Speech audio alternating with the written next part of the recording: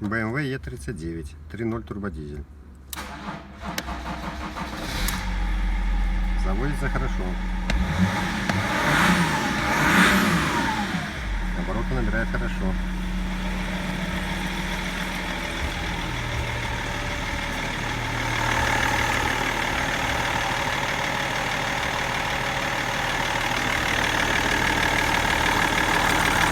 Не парит.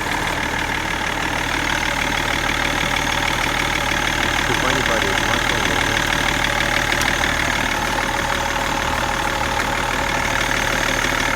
Пошел норма.